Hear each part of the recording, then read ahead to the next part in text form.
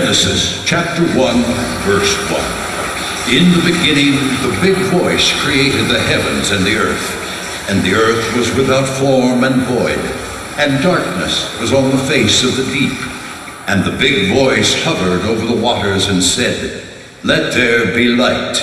And religion was born. Then the big voice said, "Let there be a spotlight."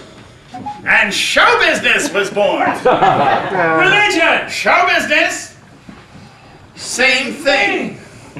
Then the big voice said, What big voice?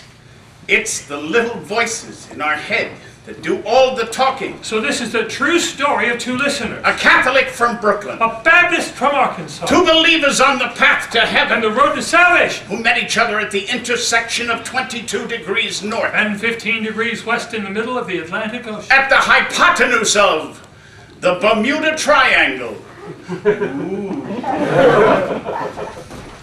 Oh, how do you do? Hey. Nice to meet you. Hi, nice to meet you too. Do you know the odds of that meeting were absolutely astronomical? When would we ever be there again? What had brought us together? Who had arranged it? How? And why? When the ancients made their gods in fear from down below, they'd appease their deities by putting on a show. They'd sacrifice a virgin, then they'd barbecue some lamb, praying that their dinner show would please I am who am. And if the crops all died, they'd check the show for clues. Maybe famine was like getting bad reviews, and they want to know why.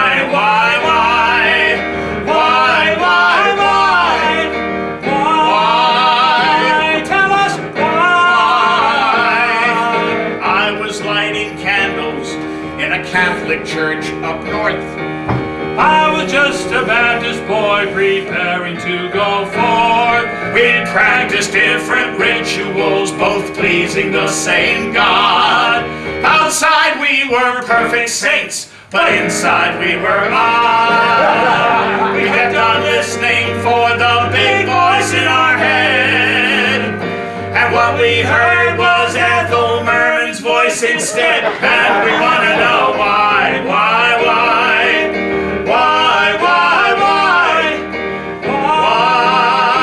Tell us Why does it always come up roses? Does anything really go? Why is life a bowl of cherries? We really want to know. With 40,000 true religions causing so much strife, why would anyone even want eternal life? because that's what the nuns and the preachers said we were here for. Life was only a way station to eternity. So we're not here to be here? No, we're here to get there. Where's there? I don't know, but that's where we're going. And they said we would be led there if we listened to the big voice, but we had to listen very carefully. The first time the big voice spoke to me, it said, Let there be music! Music. It's the echo thing, is so cute. it came out of a big reel-to-reel tape recorder that belonged to the First Missionary Baptist Church of Mammoth, Arkansas. I could use it any time I wanted because my daddy was the pastor. I would sit and listen for hours to tapes of my mama, singing and playing piano with a Glory Land Quartet. She planted the seed of music in me. Then when I was very young and knew what I wanted to do on my path in life, so I went to her very proudly and I said, "Mama, I want to be a songwriter." And she looked at me and said something that hadn't occurred to me before. She said, Well then, sweetheart, you'd better write a song. "There's an idea." Well, good evening, brothers and sisters. Welcome to our Sunday evening ice cream social and dinner on the ground. Our first entertainer this evening playing his own composition, which he also wrote. Yes, he did. Little Stevie Schalchlin! Whatever his name is, I couldn't say it if you put a gun to my head. My first song. Thank you very much.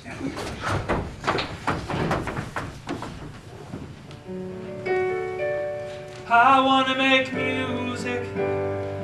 I want to sing to the sun. I want to make music. I want to dance. I want to run. I want to lift my voice to heaven and touch an angel's heart. I want to sing for all my brothers and try to make them start to want to make music. I want to laugh in the spring. I want to make music and fall in love with everything. And when I'm finally dying and I take my final breath, the music will keep on playing, 'cause even in my death I want to make music. And I would sing from sunrise to sunset, singing in the shower in the morning and the church choir at night. I sang in the church choir too.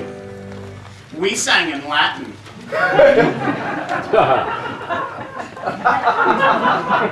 Well, hot shitakis. Our house was always filled with music. And the music in my house came out of an RCA Victor 599 VOM voice of music high fidelity record player that my father got me for my 12th birthday. Now, I only wanted that record player to play one album in particular. It was the Capitol Records recording of Pope Pius XII sings Gregorian chant. Wow! That's what every red-blooded American 12-year-old boy longs. Well, he does, if he knows that it is his destiny to be the first Brooklyn-born pope. So while he was practicing his scales, I was practicing how I would come out onto the balcony of St. Peter's and bless the crowd.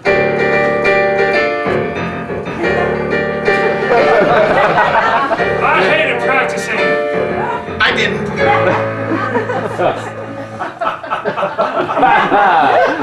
I practiced for hours. And in costume, too. Well, I set away for Pius XII's greatest hits, and while I was waiting for that album to arrive, I had the record player, but I had no record to play, so I went to the record store, I picked the first album that came into my hand under the A's. I didn't even look at it. That random selection changed my life forever. It's like what a writer would call a plot point. Something that takes his story and spins it into a whole unexpected direction. And a songwriter takes a plot point and turns it into a song. Right. Hey, like to me the first big plot point of your life, and I'll turn it into a great big pal Broadway-style number. My mother died when I was 2. Hit it! Never mind.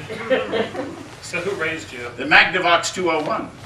Black and white 21-inch console in simulated African teak. That television was my best friend. That television was my greatest teacher. See, I learned good English from Password. I learned arithmetic from The Price is Right. I learned history from Jeopardy, but I learned optimism from Queen for a Day. Then there was my grandmother, my Nana. She sat at the kitchen table all day long and she just looked out the window. Like it was part of her job, like she was waiting for someone to come. She didn't know who it was.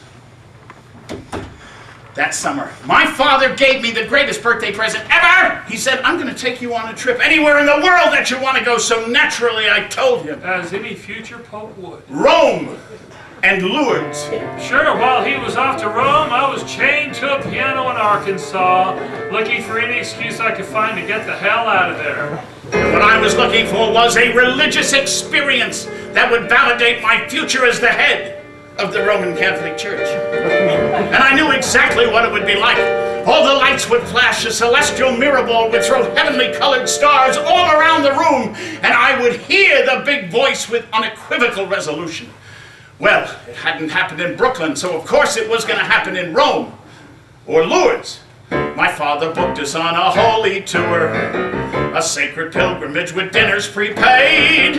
We'd get to worship at the shrines of Mary, then stop in Paris so that he could get laid. He booked us on a Catholic pilgrimage of Europe with 40 women of the Rosary Society of the Church of St. Rocco of Poughkeepsie, New York. And I got a glimpse into what my future as a priest was going to be like because these ladies all hated the church. They had only joined the Rosary Society to travel cheap. We had to travel with these 40 women who who just went shopping. It was really the worst. And I was sorry that I couldn't tell them that they were traveling with Pope Jimmy the First. I was off to Rome. I was practicing to see my future home. I was practicing Would the big voice speak to me today? We got to Lourdes. I ran to the grotto.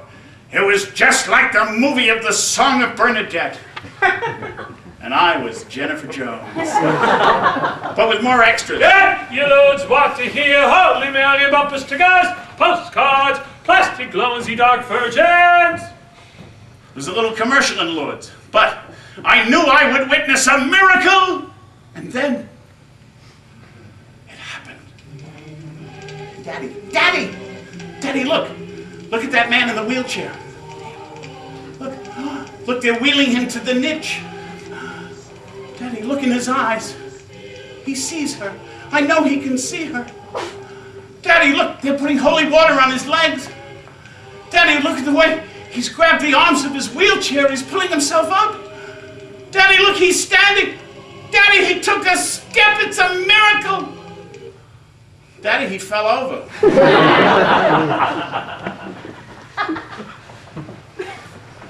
The way his head hit the cement. Like a pumpkin. Oh my God. Oh, well, I knew my faith was just being tested. All right, Blessed Mother, I'm ready for my religious experience. Hit me with it. Ha! Huh? Well, it's going to happen in Rome. There, your holy water here, your Popeyes, the pop-up dolls, your St. Peter's snow cones, your soda rosary beads, all blessed by the Holy Father himself. It's a little commercial in Rome, too, but there I was in the middle of St. Peter's Square, thousands of people, and I got pushed up against this barricade, and when I looked up, he was 3 feet away from me. He was being carried by 8 caped men in a golden throne.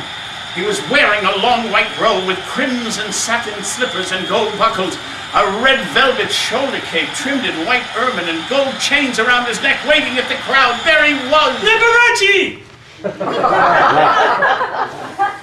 No, it was not Liberace. It was Pius XII, my favorite recording artist. He looked at me. I looked at him, our eyes met, and I braced myself for my religious experience. Ready lights, ready sound, ready mirror ball, go! Go! Please.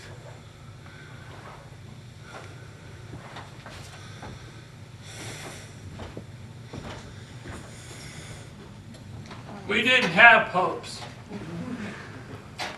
We had evangelists. Popes had big hats, evangelists had big hair. You see, for Baptist salvation, it's a one-time only event. Once you're saved, you're always saved. So the evangelists come swooping into town like big sanctified salvation circuses with tents and spotlights and 100-voice choirs. There's a lot of money to be made in the salvation business.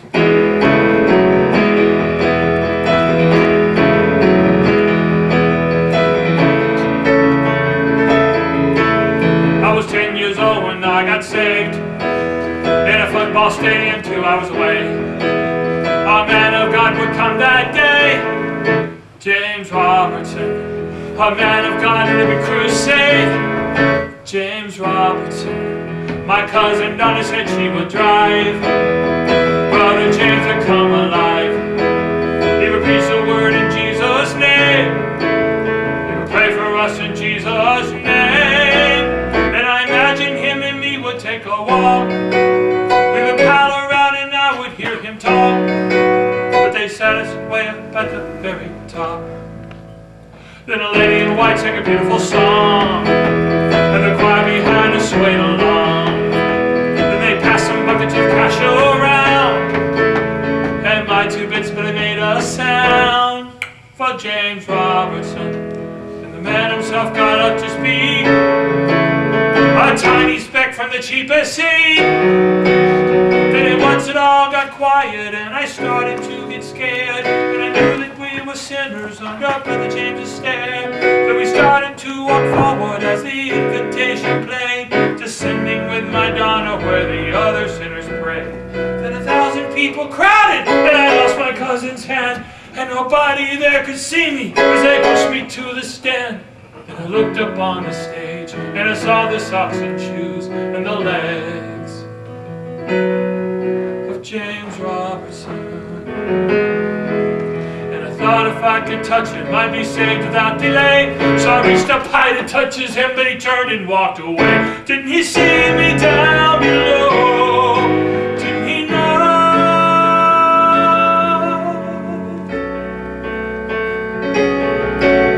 He slipped behind a curtain by some guards who gathered there, through a gated compound to a limo, and the air was full of freedom.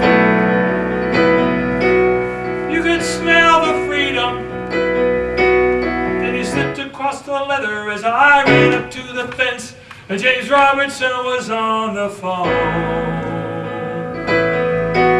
And I got saved alone. Didn't he see me at the gate? Couldn't he wait? And as his limo gathered speed, I decided I didn't need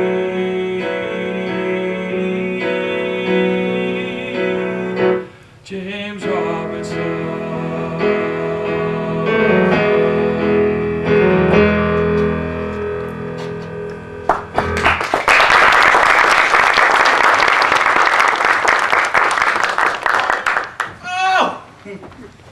Oh! The day we got home from Europe! Look! My Pius the 12th album had arrived! Nana! Nana, look, my Pope album's here! I'm looking out the window. I forgot, I'm sorry. Well, I called my best friend Jimmy Riley. Now, Jimmy was going to be a priest too. I promised Jimmy as soon as I was elected Pope, he'd be my first cardinal. Jimmy, do you realize that the Pope is Jesus' representative on earth? When we listen to this voice, we are going to be listening to the voice of God himself. Ooh!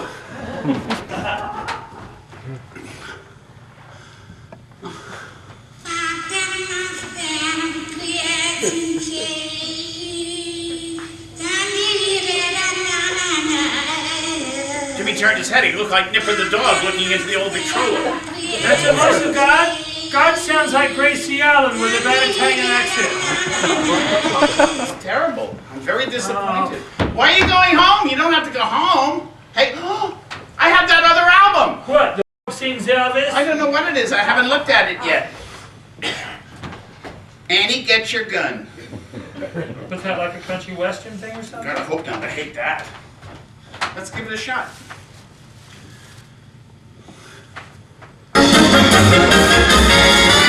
There's no business like show business, like no business I know.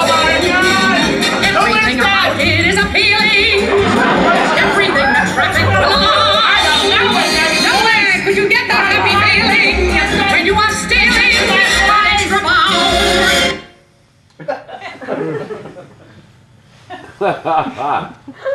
Something had happened. I was still in ecstasy hours later when my father came home. And there he surprised me in my bedroom, and there he saw something that shocked him and embarrassed me. His only son lying on the bed, listening to Ethel Merman records. And everybody knows, you're either an Ethel Queen or a Judy Queen. I signed up in the Ethel camp that very day. Then he made an announcement that made the room spin. Hey, I know Ethel Merman. What do you mean you know her? Oh yeah, her father's one of my best friends. You've met her? Many times. I've taken her out to dinner. Can she be my new mother? Well, will she come for breakfast? She doesn't eat breakfast. She's in Gypsy. I thought in gypsy was one word. It sounded very Latin, like the Pope had just made a pronouncement in gypsy. But then he said it was a Broadway show, and I said, please get tickets. Please take me to see it. Please, please, please, please. We'll go to a matinee. Hey, I'll call Ed and get Ethel's house seats. He would get Ethel's house seats. Whatever they were. Well, what they were was E101, 102 at the Broadway Theater on West 53rd Street. Now, Nana refused to go with us because, A, she still had window duty, and B, Gypsy had been condemned by the Catholic Church. If we went to see this performance of Gypsy, we would burn in hell. Mr. Zimmerman was standing in front of the theater with the tickets. Oh, Jimmy, you're a fine husky boy. Translate that incredibly fast. Curtain going up! We walked into the Broadway Theater. My God. It was the most beautiful place I had ever seen in my life. It was like church, but with energy. Daddy, look at the golden arch and the curtain. Look, there's musicians down there. Hear the music? Sit down, be quiet. Show started. We were sitting in the 5th row right on the aisle. The overture began, the curtain went up, the show started, and then from behind me, I heard the big voice. Sing out, Louise! Smile, baby! Well, 2 hours later, I had a religious experience, the likes of which I had never had in any church. No. Well, the curtain came down, the house lights came on, the audience started to file out, and I just sat there. I could not move. But then Mr. Zimmerman, he was standing in the aisle next to us. Come on, guys. Ethel's waiting for us. I moved. He brought us around to the stage door on 52nd Street. I walked in and was just hit with this incredible smell. God, it almost made me dizzy. Oh, it was the aroma of backstage. The doorman said Miss Merman was still out on the stage waiting for us. We could go right out. To go right out, to go onto the stage was like walking onto holy ground. Mr. Zimmerman led Jimmy and his father onto the darkened stage of the Broadway Theater, lit only by a single ghost light. There she stood, stage center, Ethel Merman talking to the stage manager. Jimmy saw her. She was wearing the same white dress from the curtain call. Purple? Purple, thank you. Ethel saw them. She walked over, hugged her father, and kissed Jimmy's dad. Hiya, Pete, you're looking sharp. Then she looked at Jimmy and said, Well, you must be Jimmy. Who turned into Ralph Cramden. I'm At that moment, the curtain of the Broadway Theater rose. And little Jimmy stood stage center with the great Ethel Merman looking out at the vast, empty theater. What are you going to be when you grow up? Said Miss Merman, to which Jimmy replied, Oh.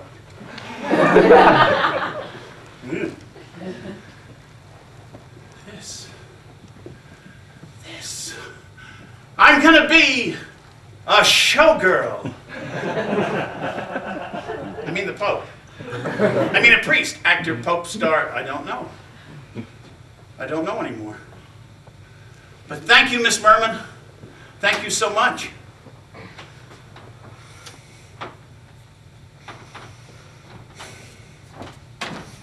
I wasted no time. I got back to Brooklyn. I got all the kids in the neighborhood together. I wrote, produced, directed, and starred in the Flag Court Follies of 1959. Give my regards to Brooklyn, yeah, remember me to Sheepshead Bay. Thank you. I will have you know the Flag Court Follies was an enormous success. Do you know what all my neighbors said? Yeah, he's gay. That's just what they said. But you see, at least I could hide in a town of 8 million. But I couldn't hide in a town of 500. The kids in my redneck high school scared me. I was walking across the schoolyard one time. I looked up, there were a couple of guys just leaning out of a second-story window. All I did was wave and say, hey! Look, he's a fag! They could tell. How on earth could I have blown my cover? I always cross my legs the manly way. I check my fingernails with palms curled upward. And I never go to opera or ballet. So I found my safety lane, keeping secrets 'Cause one thing I have learned here in the South, country boys don't care for queers, at least until they've had some beers. And each one has a great big southern mouth. So I found myself just living in the closet, and I find each day to keep from going back.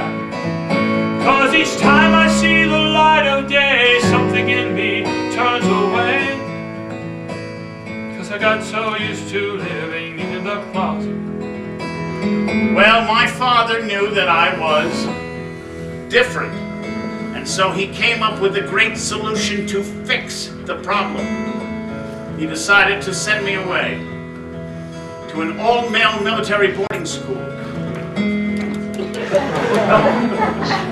And there I would spend the next 4 years up close and personal with 300 other horny teenage boys.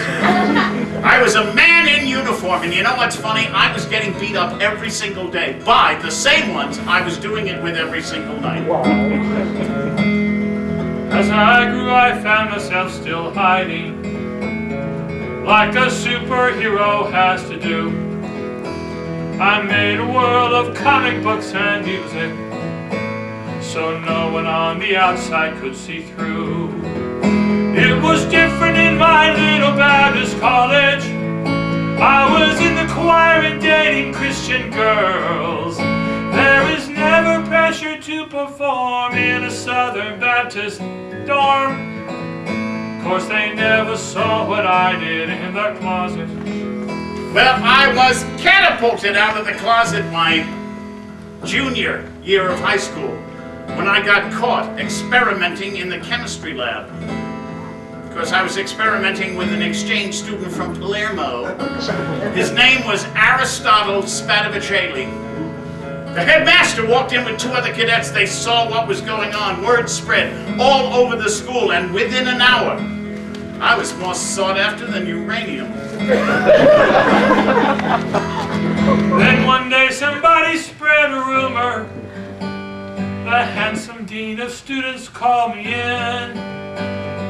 He looked right into my eyes that day and said, "My boy, get down and pray."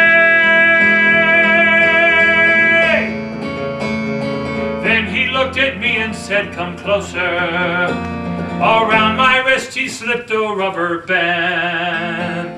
He said to snap it when my thoughts got dirty. Ouch!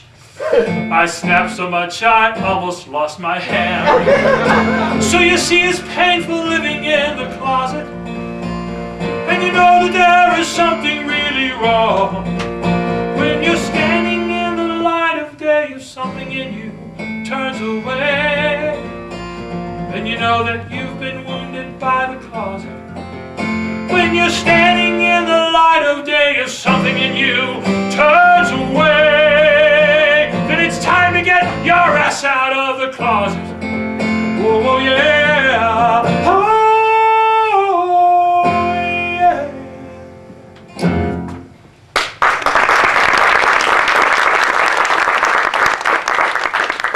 You know, I would love to believe in reincarnation, except I would have to go through high school again. Well, I spent my high school years in a Baptist town, a Baptist home, going to a Baptist church. Then they sent me off to a Baptist college. But what I really wanted was to be a rock and roll singer. So I joined a Baptist rock and roll band. Graduation brought me to a crossroads right in Midtown Manhattan. Was I going to spend the rest of my life at St. Patrick's Cathedral on East 50th Street? Or the St. James Theater on West 44th? Did I want to be a musician or a minister? I was so conflicted by the voices in my head. One voice was saying, "You have a vocation to the priesthood." The other voice was saying, "No, the priesthood is no place for a gay man."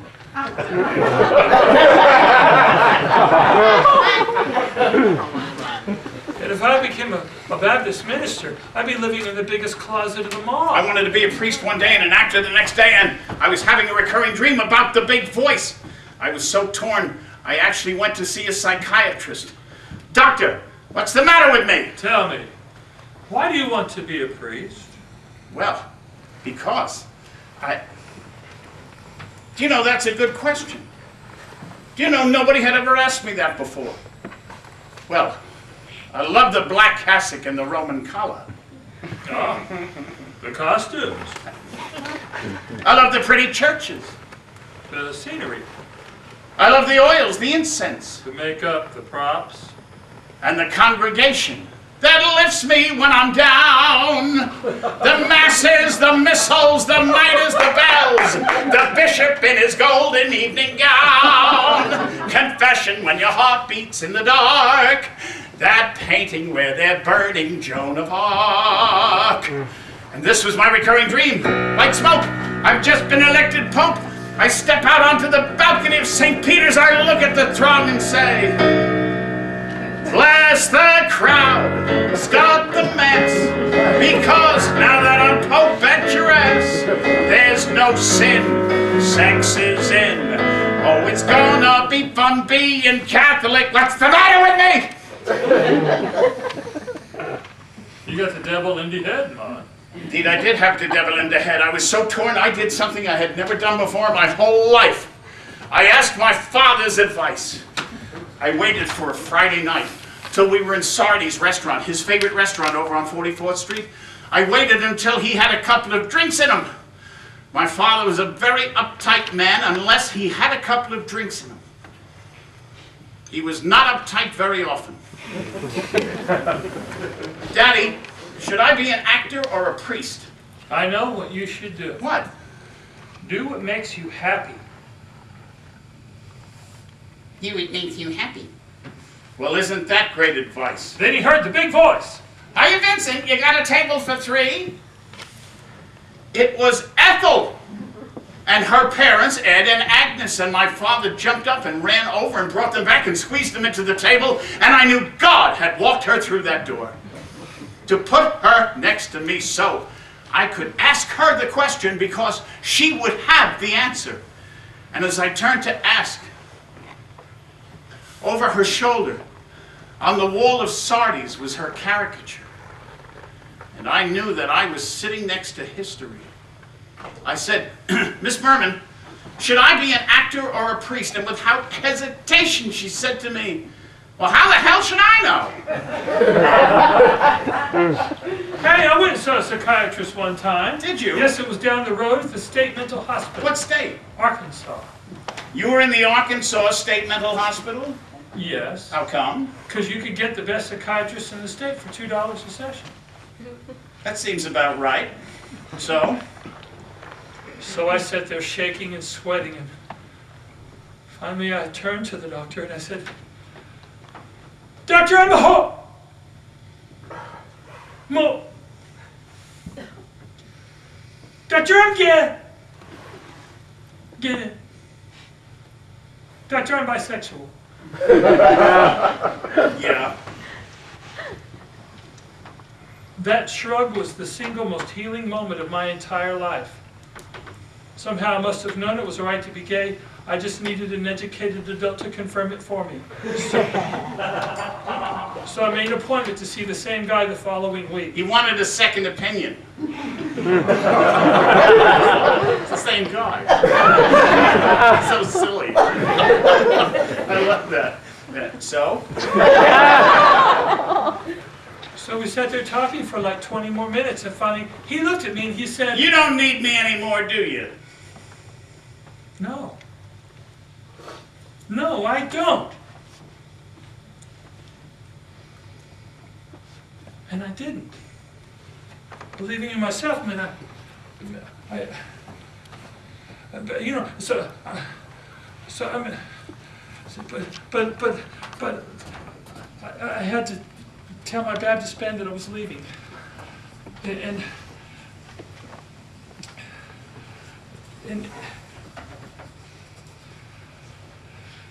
if they asked me why I was quitting, I would tell them the truth, proudly. But Steve, giving up on the band is like giving up on Jesus. I have no choice. But why? Because I'm a hoe. No. Because I'm gay. Okay. Because I'm an atheist.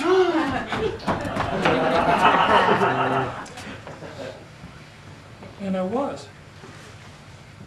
Believing in myself meant I stopped believing in God. I stopped believing in anything, and I was pissed. I was pissed off at God. I was pissed off at the church. Hell, I was pissed off at the television. Did you see Jerry Falwell on TV the other night? Unconcerned and bothered by the starving children's plight. It seems to me that Jerry could have spared them all a bite. But he didn't. He stood there asking, where is God? The Channel 7 news team did a special live report. Had I called the homeless man was in his corrugated Ford. I bet their cozy newsroom would have seemed like a resort. They didn't take him there, they asked him, where is God? If he could tend the earthquake and the hurricane, if he could send our 40 days and nights of rain, if he could have the power to give us all this pain, why doesn't he just not do it? Why does he put us through it? I'm driving down the city and at every traffic light, someone's got his hand out, it's a most disturbing sight. I have to lock my doors and keep my windows rolled up tight. While I shake my head and wonder, where is God? Where is God? When does he start working? When did he start shirking his responsibility? Leaving it to amateurs like you and me. Amateur is a Latin word. It just means doing something for the love of it. Well, the church always told us, visit the sick. I had a sick friend in Roosevelt Hospital. I went to visit him. I pushed the elevator button, the door opens, and here stands Ethel Merman in a little pink uniform. And I said, what on earth are you doing here? She said, well, I volunteer here every Wednesday when I don't have a matinee. I said, I gotta go see a sick friend. Would you come with me? She said, well, that's what I'm here for. We walked into his room. I gotta tell you the look on his face when I walked in with a candy striper that looked like Ethel Merman. And I knew we were treading on very dangerous ground because, after all, he was a Judy queen. Believe me, for him, Judaism had nothing to do with synagogue. We had a great time. She told stories. We laughed all afternoon. We left the room. I turned to her. I said, Ethel, why do you do this? She said, because it makes me happy. And my father's voice just rang in my ears. Do what makes you happy. And it wasn't a big voice as much as it was a big truth. He was right. It was a chain reaction. What made Ethel happy made the patients happy. And I realized at that moment that I did not have to be a priest to minister. And I couldn't be a priest. And I couldn't be a preacher. Because I didn't believe anymore! If he could send tornadoes in the fatal flood. If he can send tornadoes in a fatal flood. Bury whole cities in a wall of mud. Bury whole cities in a wall of mud. Put a deadly virus in a baby's blood. Is God on a long vacation where there is no phone? Did he stop his mail delivery? Has he left us on our own? When a secretary told him there was not a single prayer in his messages one morning, did he bag it then and there? And with all these damn religions, there should be a God to spare. Where, oh, where is God?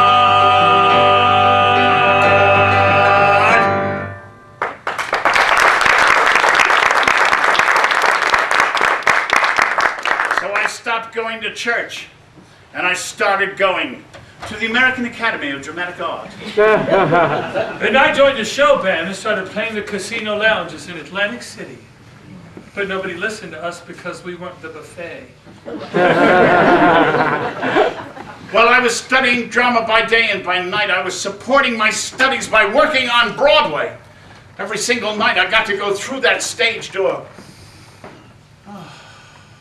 and I would put on my costume,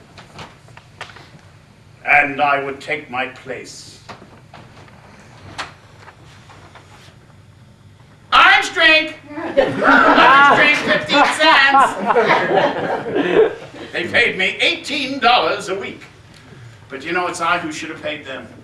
Because every single night, 8 times a week, I got to watch a different master class in acting. And my teachers were Laurence Olivier and John Gielgud and Helen Hayes and Zero Mostel and Robert Preston, Mary Martin. Sarah Bernhardt. Sarah Bernhardt. I never saw Sarah Bernhardt.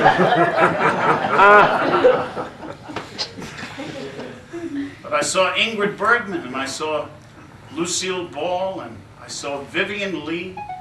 Vivian Lee took the greatest bow I ever saw in my life. She kind of floated out onto the stage after the performance and was totally shocked that there'd been 2,000 people watching her for the last 2 hours. Then she'd clutch her heart with one hand and take a bow with profound appreciation. I saw the Giants. Hey! I saw a touring company of the Yell and the Pussycat With? Bob Crane and Ruta Lee. The people at the Academy said audition for everything, whether you're right for the part or wrong for the part, because life itself is an audition. I thought, hey, that's very deep. So I followed that advice, and I landed a legendary part in a legendary television commercial. I was Dancing Raisin. It's raisins that make post-raisin bran so wonderful. It's raisins that make post-raisin bran so marvelous. It's raisins that make post-raisin bran more raisiny. More raisins! Lots more raisins! More raisins than you have ever seen before. If you like raisins, fat, juicy raisins, then you'll like post-raisin bran more! Ha!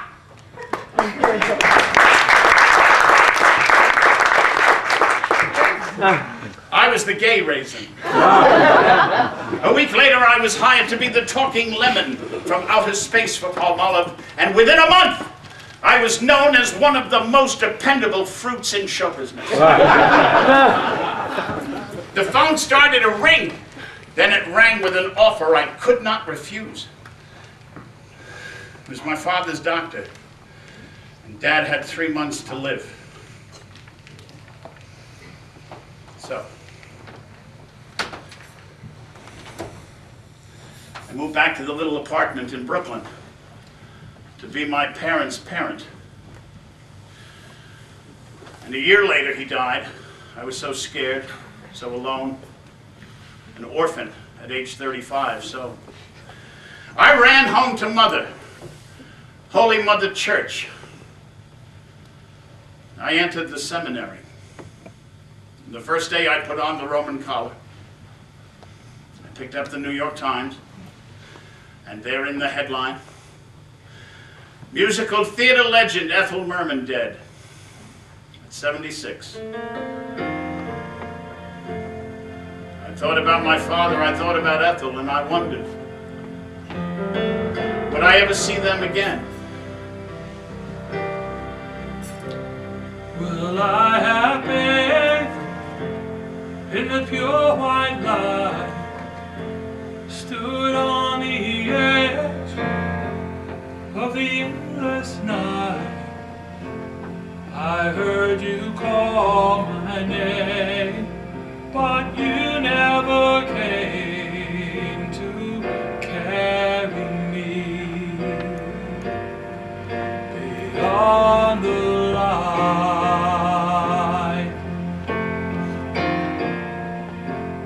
Well, I've been washed in the sea of peace, ready and willing for my release.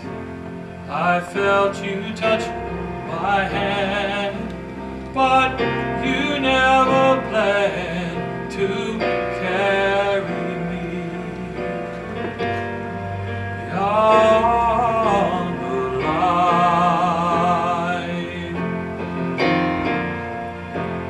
Beyond the light, one step away, you brought me back to wait until another day.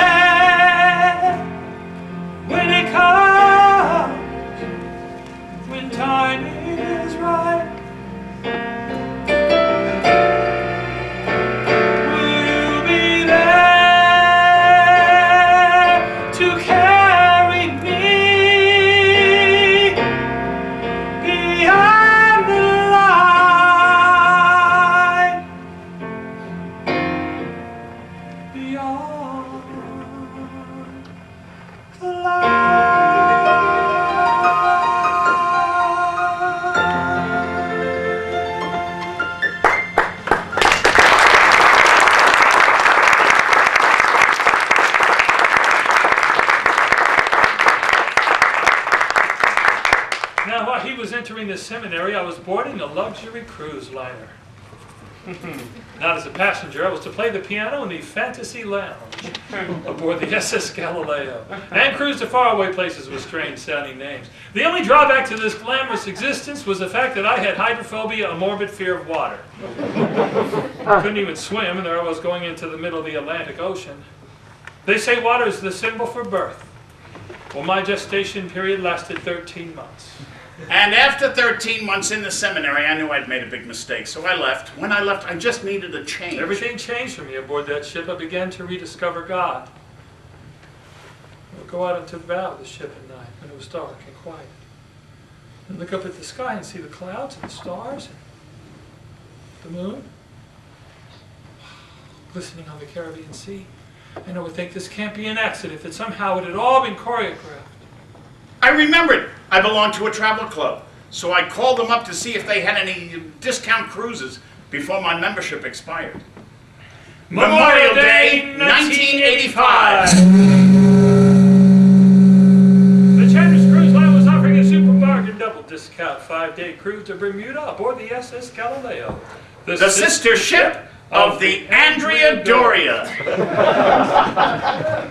Well, I knew the first night out we were not on the QE2 when I went out to the Fantasy Lounge, the intimate romantic cocktail lounge for the honeymooning couples, for the young lovers. And it was lit like a night game at Yankee Stadium. Oh, God, the light was blinding! Not only that, jeez, it was colder than a meat locker.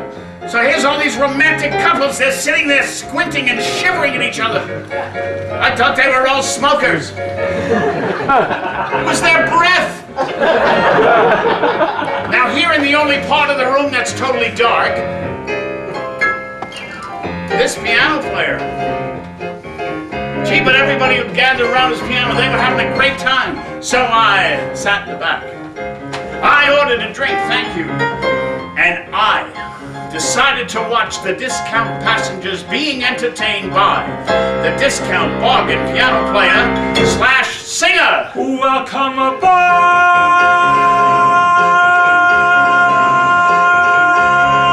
The next night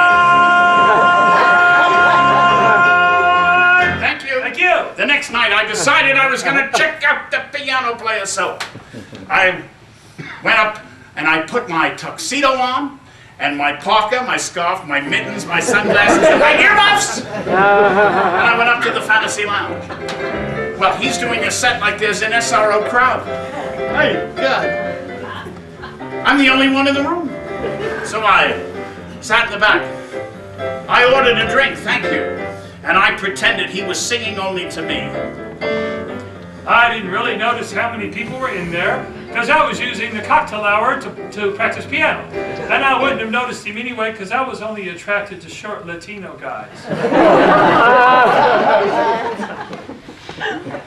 Well, I'd already been flirting with the tall, blonde, lanky waiter. See what you end up with. Hi, Tom. Hi, Sue. You had lunch with the captain. How exciting. What's our position? At the hypotenuse of the Bermuda Triangle? Ooh. The piano player? Why, yes, the piano player is very cute. He is indeed, but have you noticed? He plays and stops, then plays and stops, then he just stops. He just stops all the time. That's because I didn't know anything by heart. Anyway, that night I reached over, grabbed the first piece of sheet music I could find under the A's. They say that falling in love is wonderful. It's wonderful, so they say. Ethel Annie, 3 scotches in me, I couldn't help myself. And with the moon above, it's wonderful. It's wonderful. So they tell me.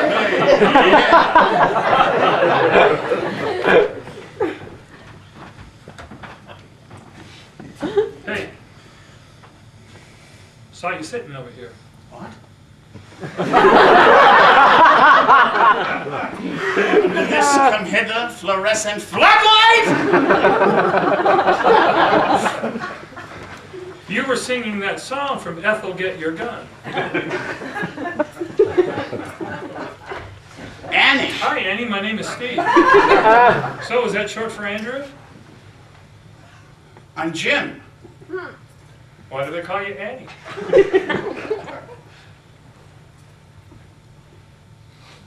Are you from Arkansas? So how do you know that stuff? That's a long story. And one story turned into another, and he was funny! He was funny too! Waiter, let's have 2 double scotches on the rocks, okay? Now what'll you have? Oh, I don't drink. No. For a minute I thought this was an obstacle that could not be overcome. But, hey, why don't you come live with me?